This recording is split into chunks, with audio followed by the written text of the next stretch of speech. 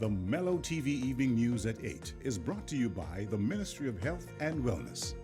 Coronavirus is in Jamaica, and I know you feel scared and worried. But you can't let COVID-19 divide us. Coronavirus infects all kinds of people. It doesn't discriminate. So why should you? When someone coughs or sneezes or shows signs of the virus, tell them to call 888-1-LOVE immediately. And remember, stay 3 feet away, but don't attack or disrespect them, because we're all in this thing together. Come on, Jamaica, cut the hate and don't discriminate. Let us stand together and fight COVID-19 as one family, one nation.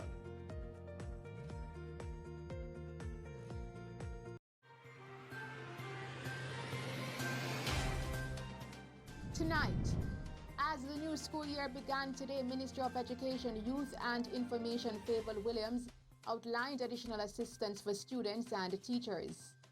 For those students who live in deep rural parts of Jamaica and have to depend on the printed materials only, there will be special worksheets and practice books that will be printed and distributed to these students.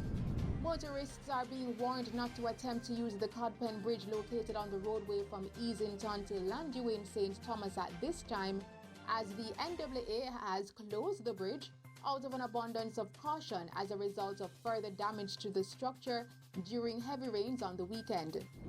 Mayor of Lucy, Councillor Sheridan Samuels, called a press conference earlier today to address allegations made in a video circulating that questioned the manner in which he has allocated work in his division.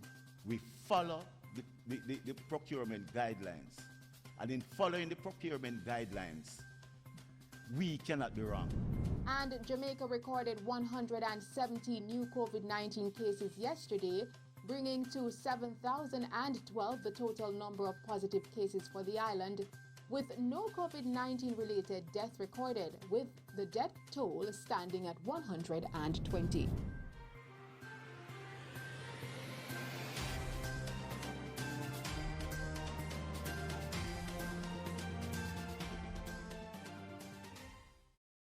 Good evening. As the new school year officially began today, Minister of Education, Youth and Information Favour Williams has outlined additional assistance for students and teachers. And we have the details in this story with Colleen May. Ahead of our nation's children commencing the official start of the new school year today, Minister of Education, Youth and Information Favour Williams outlined additional support that will be given to students, especially the ones in dire need of assistance. Textbooks and workbooks will be available through the schools for pickup during the first week of the remote learning.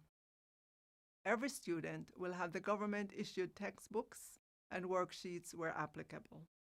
For those students who live in deep rural parts of Jamaica and have to depend on the printed materials only, there will be special worksheets and practice books that will be printed and distributed to these students under the National Textbook Loan Scheme and the Primary Textbook Program. The Ministry of Education, Youth and Information is providing educational resources to include electronic resources such as apps at a cost of approximately $826 million. Let me reassure you that the ministry has been providing the full complement of textbooks needed by the schools for this term. For the lower primary level grades 1 to 3, the usual workbooks are being provided for integrated studies and mathematics. For the first time, the ministry will provide workbooks for the upper primary level at grades 5 and 6. This initiative will assist in alleviating the financial challenges being faced by parents during this COVID-19 pandemic. Minister Williams also announced subsidy for students who are not on the PATH program.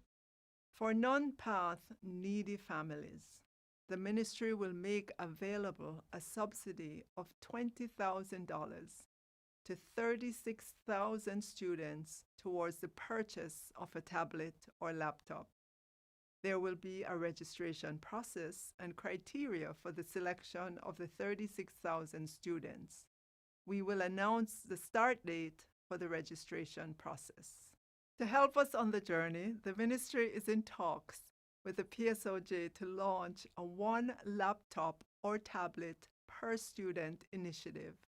We're calling on corporate Jamaica, NGOs, faith-based institutions, international development partners, private individuals, and the diaspora to help us equip our students to be able to access online education. Minister Williams said the government will continue to provide nutritional support to needy students. So despite not being in school, the government is committed to providing nutritional support for our needy students. Nutrition Products Limited will be delivering baked products, milk and water to parents who have children who are in need. These can be picked up at schools as of tomorrow. In addition, funds for lunch will be paid to the accounts of parents with students on path, and this will be done through the Ministry of Labor and Social Security. Please note that there is no need to turn up to schools unless so directed, as schools have worked out a plan to ensure that all students can receive information on how to proceed. Parents will need to get in touch with their schools if you need additional information. Reporting for Mello TV News, I'm Colleen May. Thanks, Colleen. Still on education-related news, for the academic year 2020-2021, the National Commercial Bank NCB Foundation awarded a total of Jamaican $85 million in funding as part of their annual scholarship and grant program, which benefits young scholars at all levels of education in institutions island-wide. Phase 1 of the program, the Level Up Grant, saw 25 million Jamaican dollars allocated to provide financial support for persons who lost their jobs due to COVID-19. Phase 2 initially saw 50 million Jamaican dollars in funding provided for students at the undergraduate level in accredited tertiary institutions across the island. However, the foundation says it has since allocated an additional 10 million Jamaican dollars in assistance to the overwhelming needs of the beneficiaries. The NCB Foundation further said that it was extremely important to the team that support also be given to students pursuing studies in non-traditional areas, as these emerging fields have had more and more impact on our societies and economies in recent years. Fields such as animation, computer science, fine arts, engineering, fashion, and logistics. In celebration of World Teachers Day today, the Jamaica Teachers Association JTA President Jasford Gabriel lauded teachers as heroes and heroines for their sterling contribution to education. The Jamaica Teachers Association joins with the Ministry of Education through the Jamaica Teaching Council and indeed the entire world in recognizing you heroes and heroines for the sterling contribution to the education sector generally, and more specifically, your outstanding performance during this COVID-19 pandemic. You exemplify the fortitude and indomitable spirit representing the best of Jamaica. I encourage you to never lose hope and never lose sight of who you are as educators. As you continue to facilitate classroom instruction virtually, I thank you for instilling positive discipline and strive to make learning enjoyable. This year, as we are guided by our national theme, promoting digital transformation and positive values and attitudes, imperatives for redefining 21st century education, we know you will miss your students and you're worried about their development as you related to them in the physical space. But continue to be encouraged that one day, soon, we'll be able to resume in the physical space and to continue the task, the important task at hand. Mr. Gabriel, in thanking the teachers, said that they are being the frontliners in this crusade to eradicate illiteracy. Today, we extend our heartfelt gratitude to one of our country's most vital and dynamic resources, you, our teachers, our dear teachers. The education system, and consequently the future of our developing country, can only be as strong as its teaching force. Inasmuch as you are the key to empowering our citizenry, you also need to be empowered. This is why we prioritize institutional capacity building, expand the scope of employee welfare to respond to the various needs, and provide you with opportunities for your personal and professional growth. We dedicate this special World Teachers Day to you. And thank you for being the frontliners in this crusade to eradicate illiteracy, mass poverty, and emancipating from mental slavery. Enjoy the day. You deserve it as we continue to unite and serve. In other news, motorists are being warned not to attempt to use the Cod Pen Bridge located on the roadway from Easington to Landue in St. Thomas at this time. The National Works Agency NWA has closed the bridge out of an abundance of caution as a result of further damage to the structure during heavy rains on the weekend. The Cod Pen Bridge is one of several structures that has been identified by the NWA for replacement. Works to reconstruct the bridge are currently being evaluated ahead of being put to tender.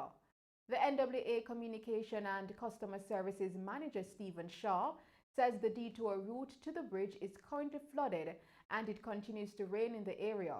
He, however, explains that the detour will be properly re-established as soon as the weather permits. The alternative route is through the river over which the bridge passes. Persons are being advised not to attempt to use the route until the flooding has subsided. Mayor of Lucy, Councillor Sheridan Samuels, called a press conference earlier today to address allegations made in a video circulating that questioned the manner in which he has allocated work in his division. Here is Colleen May with more on this story. Mayor of Lucy, Councillor Sheridan Samuels, addressed claims made in a video which he said has been in circulation that has cast aspersion on the manner in which he has allocated work in his division. In terms of the video one that I have seen, the gentleman in question, Mr. Kieran Chisholm, it has been stated that this gentleman is my stepson. That is false. I am a married man. I don't keep outside relationships. And as a result of that, that is on social media. It is causing serious problem within my family presently. It has also been highlighted that the gentleman, which I know very well, is a small young man, is a young man that has been staying at home and playing video games. This man, he was born 1980, November 2nd. So he's 40 years old, or near 40 years old. During a press conference at the Hanover Municipal Corporation earlier today, Mayor Samuels said that he ensured the procurement protocols were followed. They have to be trustworthy person, honest persons. Recommendations are made by the councillor of the division itself. When those recommendations are made, the chief engineering officer assign a works overseer who go there, do the assessment of the job, interview the contractor. If the contractor is not able, and that is based on below the 500 and below I'm talking about. If the contractor is not able to do the work properly, then a report is made, then a further recommendation is made for that. You don't need a license, a contractor license, for persons to do work, to clean drains, to cut bushes. You don't have to go to school and get a license for that. So these allegations that you are seeing out there, you know, don't hold any water at all.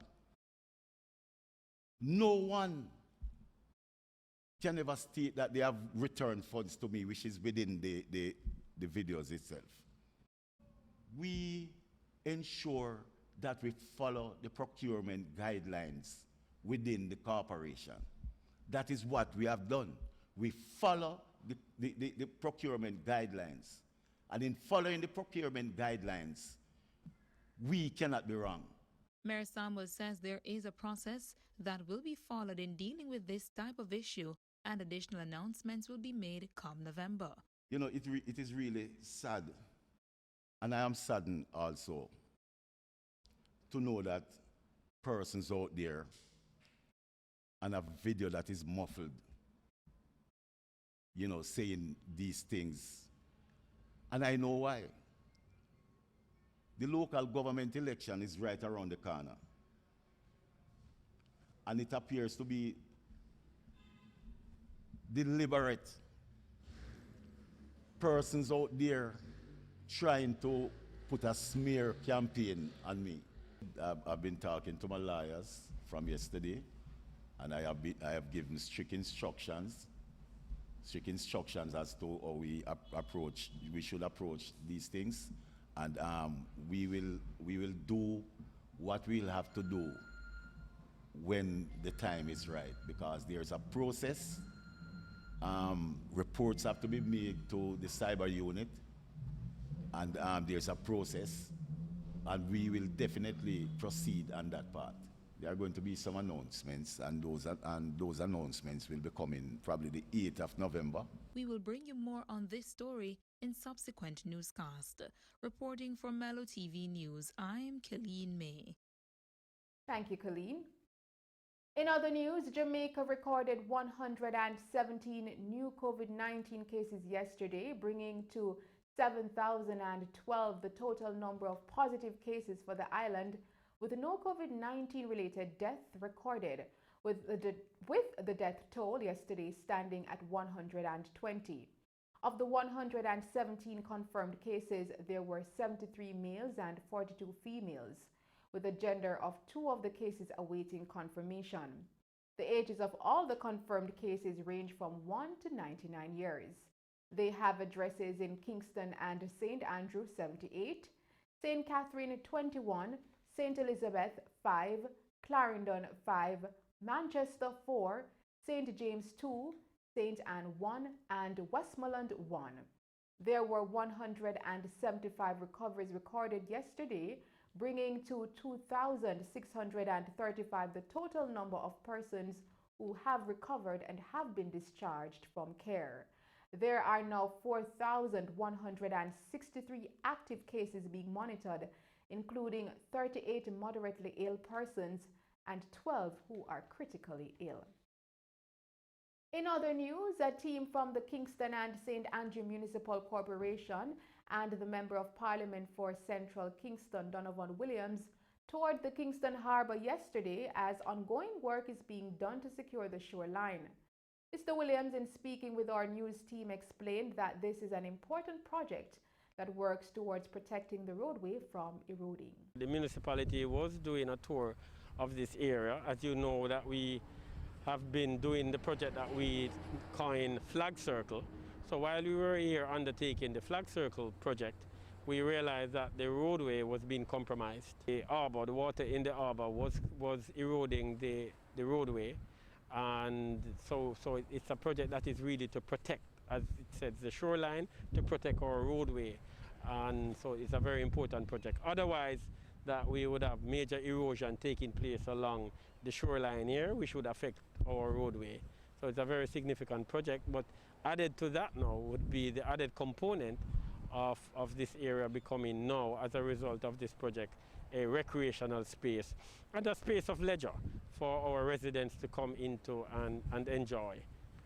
We are pleased with the progress, as we have said, that the contractors have said that they are progressing according to schedule, and in another 4 months we should see a major difference to what obtains now, and that they should complete the project by April 2021. MP Williams, in his remarks, said that this is a worthwhile and timely project. Well, so far it seems to be going at a pretty good pace. It's to some extent now taking shape, and it is really a worthwhile and timely project, because what it will actually do is to strengthen the shoreline, the Kingston shoreline, create this seawall, and it will actually have spin-offs for the community and the constituents of Kingston Central.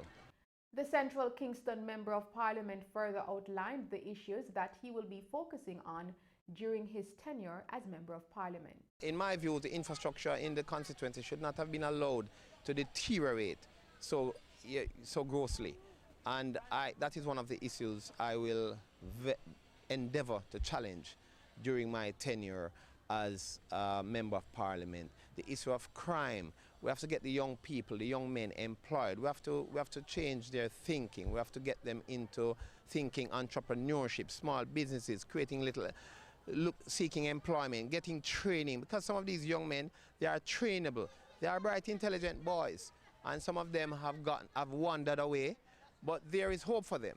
And once we can rechannel their energies into more wholesome thinking, I think we can get somewhere with the issue of crime. We have to place emphasis on education, because we have a lot of bright children in Central Kingston generally. A lot of kids who just need the assistance, the little back-to-school assistance, tuition assistance, the general support so that they can achieve.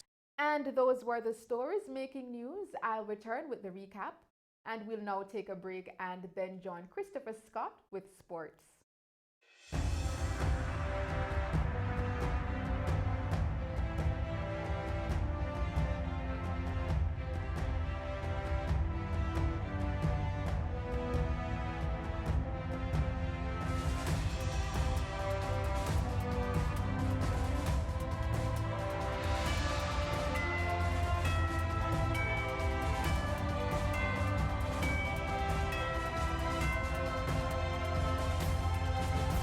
Mello TV Sports with cricket, as new head coach of the West Indies women's team Courtney Walsh says he wants to see them smiling again.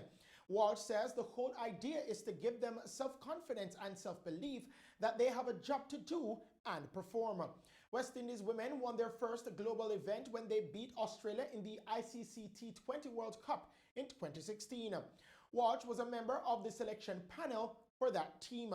They have their eyes set on several global tournaments in the coming years, and Walsh will lead the preparation and development at least at up